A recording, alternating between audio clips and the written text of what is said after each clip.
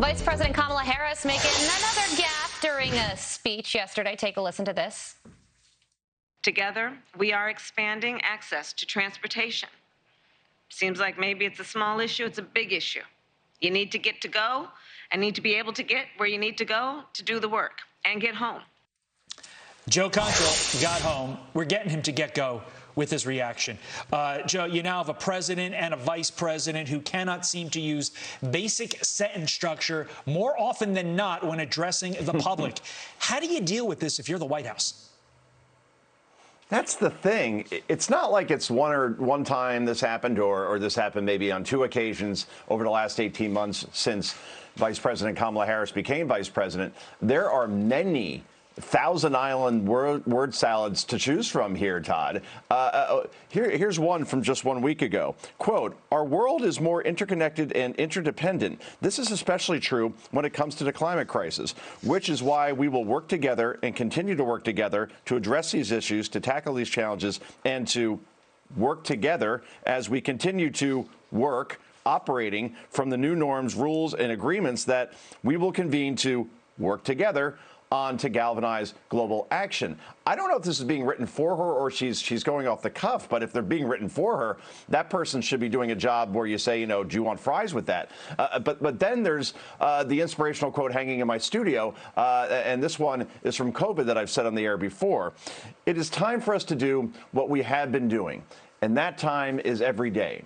Every day, it is time for us to agree that there are things and tools that are available to us to slow this thing down." I mean, how did this person not win the nomination in the first place? That's beautiful, and there are many Joe. for to choose from here. Thank you. But we have finite time here. Democrats don't want Joe Biden to run. They don't want the vice president either. Or she'd be polling higher. She is not. She's failed in the border. She's failed on pushing voting rights. That failed in the Senate. There is no resume to run on. And it's certainly not on the ability to be a great orator to inspire people. That's for certain. Well, Joe. And yes, it was beautiful. Yeah, Thanks, a reporter asked President Biden about the latest round of approval ratings that were just released, and he did not like the question. Listen here. Mr. President, what's your message to Democrats who don't want you to run again? They want me to run. 2/3 say they don't. Read the polls. Read the polls, Jack. You guys are all the same.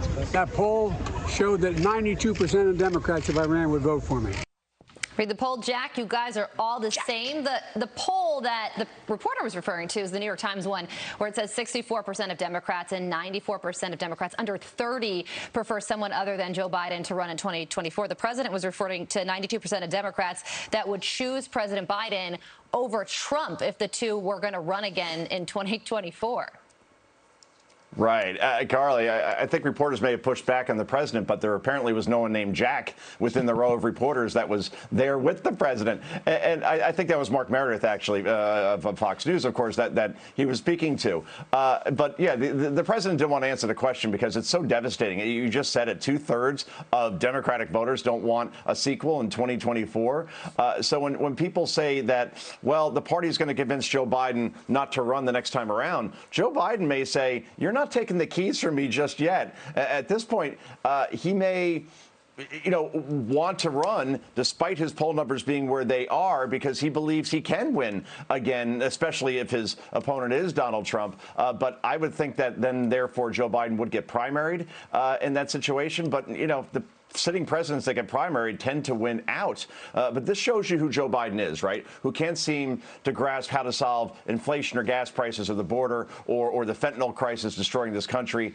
If he runs again, there will be no positive bumper sticker to run on as it stands now. It will just be to attack the other side without touting his own accomplishments, because there really are none at this point, Carly. It appears to be that way. I wonder if the White House is going to spin this Jack comment like, you and I always do Seinfeld references on here. I wonder if they're going to say, well, he was just doing the John Lovitz from Seinfeld impression. And no, it turns out, But in fact, what really is happening, he's not your Uncle Affable Joe anymore. He lashes out whenever the media calls him on something. And that's what that is. It is not a Seinfeld impression.